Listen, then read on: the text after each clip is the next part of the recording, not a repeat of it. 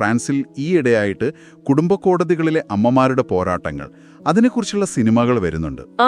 V believe you, all to play for പോലുള്ള സിനിമകൾ. അതെ, ആ കൂട്ടത്തിൽ ഈ സിനിമയും പ്രധാനപ്പെട്ടതാണെന്ന് നിരൂപക വ്യക്തമാക്കുന്നുണ്ട്.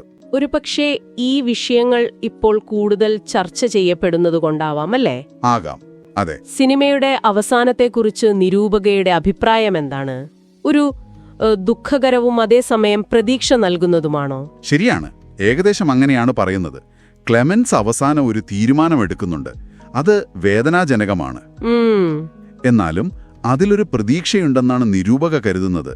അതായത്, ഇതുപോലെ സങ്കീർണമായ ജീവിത സാഹചര്യങ്ങളുള്ള അമ്മമാരെ സമൂഹം ഒരു നാൾ മനസ്സിലാക്കുകയും അംഗീകരിക്കുകയും ചെയ്യുമെന്നൊരു ശുഭാപ്തി വിശ്വാസം. ശരി. അപ്പൊ ചുരുക്കത്തില് ഈ നിരൂപണം പറയുന്നത് ലവ് മീ ടെൻഡർ എന്ന സിനിമ നമ്മൾ ഈ മാതൃത്വത്തെയും ത്യാഗത്തെയും കുറിച്ചൊക്കെ ഉറച്ചുപോയ ചില ധാരണകളുണ്ടല്ലോ, അതിനെ ചോദ്യം ചെയ്യുന്നു എന്നാണ്. വ്യക്തിപരമായ ഇഷ്ടങ്ങളും സമൂഹത്തിന്റെ ചിട്ടവട്ടങ്ങളും തമ്മിൽ ഏറ്റുമുട്ടുമ്പോൾ ഉണ്ടാകുന്ന ആ ഒരു വേദന.